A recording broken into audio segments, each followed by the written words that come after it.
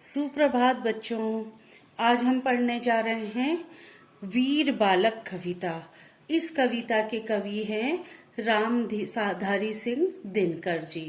तो इस कविता में कवि ने कविता के माध्यम से शिवाजी की चतुरता और राणा प्रताप के कठिन संघर्षों आदि के द्वारा वीर पुत्र के गुणों का बखान किया है।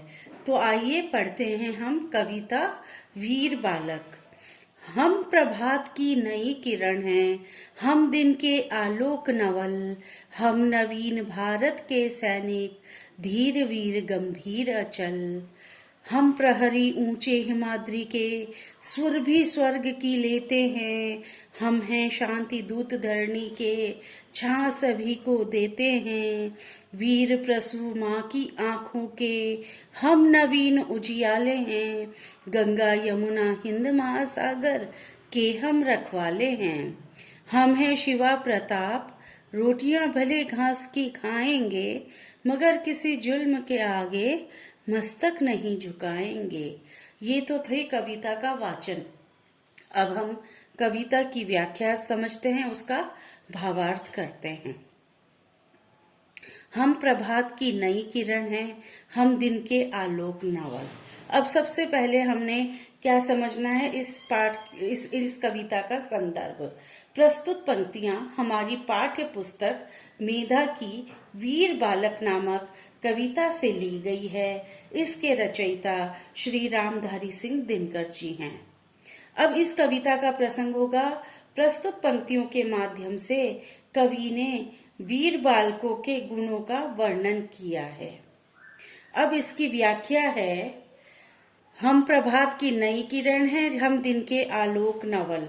कवि बच्चों के माध्यम से कहते हैं कि हम प्रभात की नई किरण हैं, जो कि नवीन आशा लेकर आई है।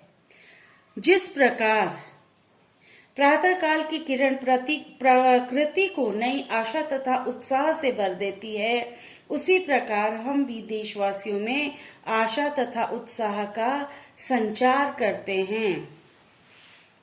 हम दिन के आलोक नवल मतलब हम दिन के प्रकाश की तरह ही देश तथा देशवासियों को सही मार्गदर्शन दिखाएंगे। जिस प्रकार दिन का प्रकाश अंधेरे में भटके हुए लोगों को राह दिखाता है, उसी प्रकार हम भी कर्तव्य पथ से भटके लोगों का मार्गदर्शन करने वाले हैं। हम आज के युग के भारत के वीर सैनिक हैं। अब हम नवीन भारत के सैनिक, धीर वीर गंभीर अचल। इसका मतलब है हम आज के युग के भारत के वीर सैनिक हैं तथा हम धैर्यवान, वीर, गंभीर तथा अपने लक्ष्य से कभी न डिगने वाले अचल योद्धा हैं। हम प्रहरी ऊंचे हिमाद्री के, सुर भी स्वर्ग की लेते हैं। अब इन पंक्तियों में कहा, हम ऊंचे हिमालय के पहरेदार हैं।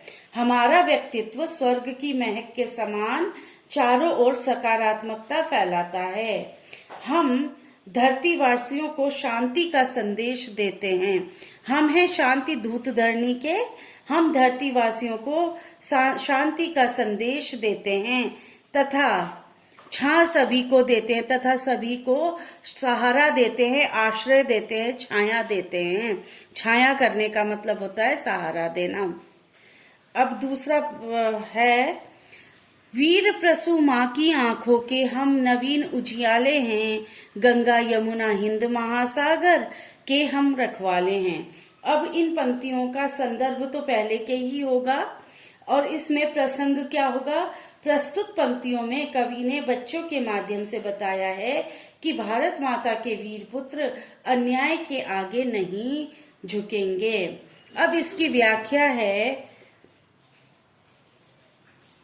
अब प्रस्तुत पंक्तियों में के माध्यम से कवि ने बच्चों के द्वारा कहलाते हैं कि हम वीर पुत्र भारत माता के प्रसू का मतलब हम भारत माता के पुत्र हैं। धरती माता की रक्षा करने वाले हम धरती के वीर पुत्र अपनी भारत माता की आंखों में उज्जवल भविष्य का प्रकाश भरने वाले हैं।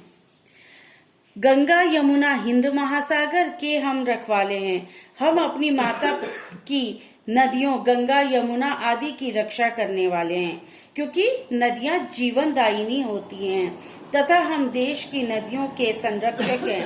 हम हिंद महासागर के रखवाले हैं। हमारे कारण देश चारों ओर से सुरक्षित है। हम है शिवा प्रताप, रोटियां भले घास की खाएंगे, मगर किसी जुल्म के आगे मस्तक नहीं झुकाएंगे।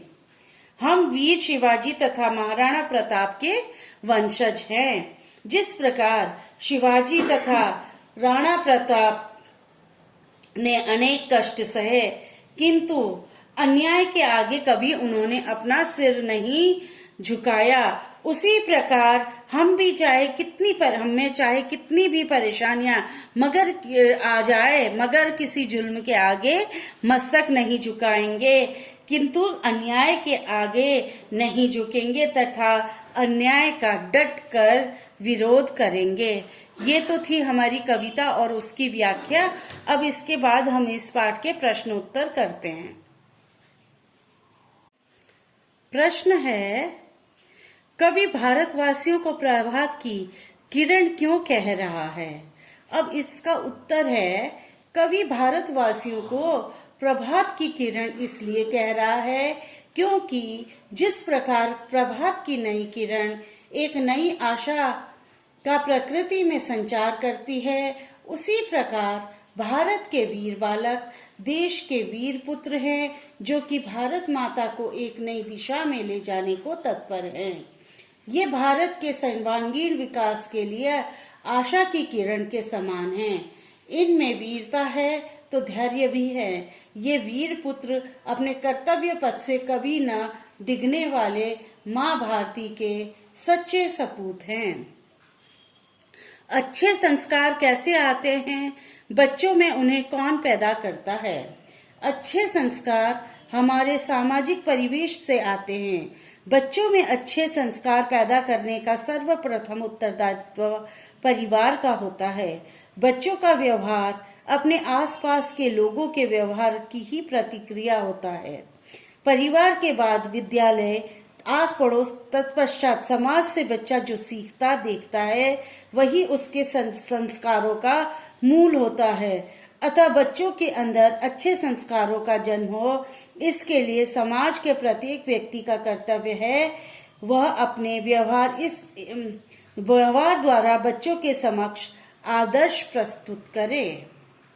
अब तीसरा प्रश्न है, भारत के रखवालों को किन गुणों से युक्त होना चाहिए?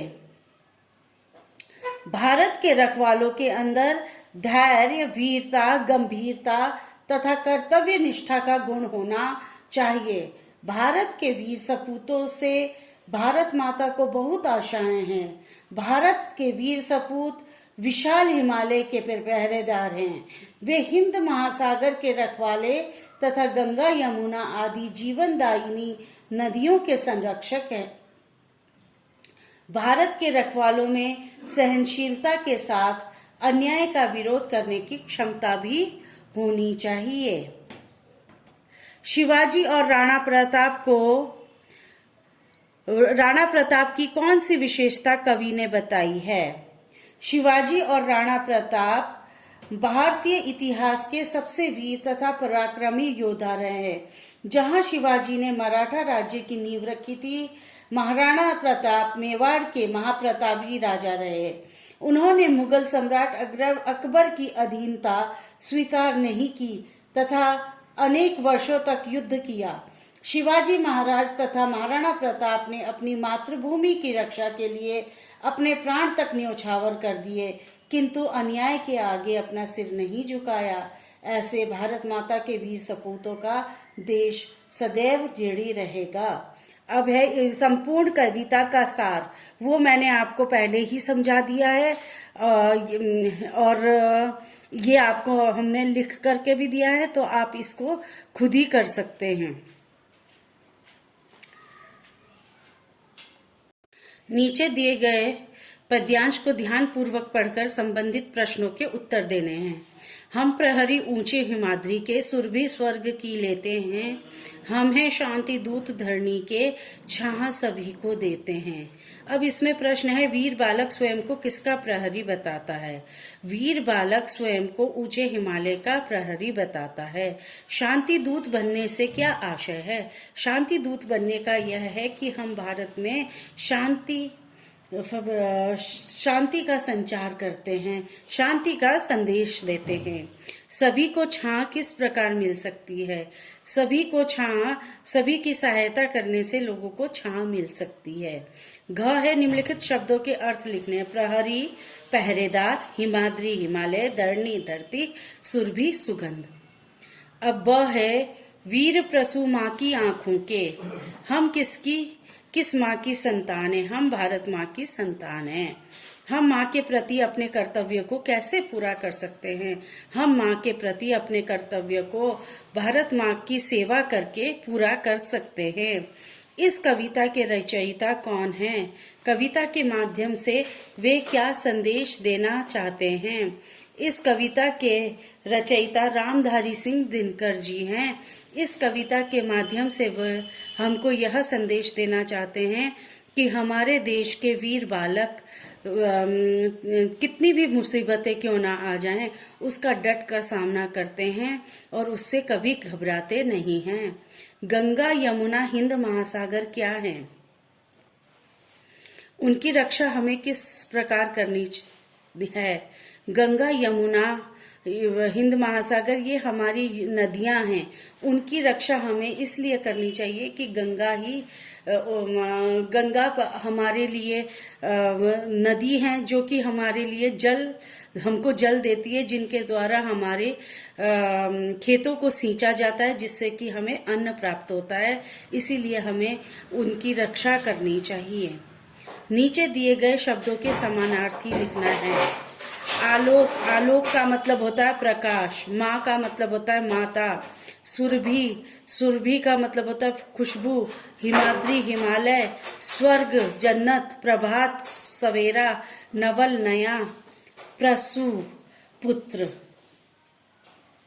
दिए गए शब्दों के विलोम लिखना है। शांति अशांति, वीर कायर, खुशबू बदबू, नवीन प्राचीन, उजाला अंधेरा, धरती आकाश। दिए गए शब्दों से भाववाचक नवीन नवीनता, वीर वीरता, धीर धीरता, गंभीर गंभीरता। दिए गए शब्दों के भिन्नार्थक शब्द। प्रहरी। प्रहरी का मतलब होता है पहरेदार। सुरभि सुगंध, नवल नया, दूत। दूत का मतलब होता है संदेशवाहक। तो इस तरीके से ये तो हमारी कविता थी जो कि समाप्त हो गई। आशा है आपको ये कविता अच्छे से समझ आई होगी। दिए गए शब्दों के विलोम लिखना है। शांति अशांति, वीर कायर, खुशबू बदबू, नवीन प्राचीन, उजाला अंधेरा, धरती आकाश। दिए गए शब्दों से भाववाचक नवीन नवीनता, वीर वीरता, धीर धीरता, गंभीर गंभीरता। दिए गए शब्दों के भिन्नार्थक शब्द। प्रहरी। प्रहरी का मतलब होता है पहरेदार। सुरभि सुगंध, नवल नया, दूत। दूत का मतलब होता है संदेशवाहक। तो इस तरीके से ये तो हमारी कविता थी जो कि समाप्त हो गई। आशा है आपको ये कविता अच्छे से समझ आई होगी।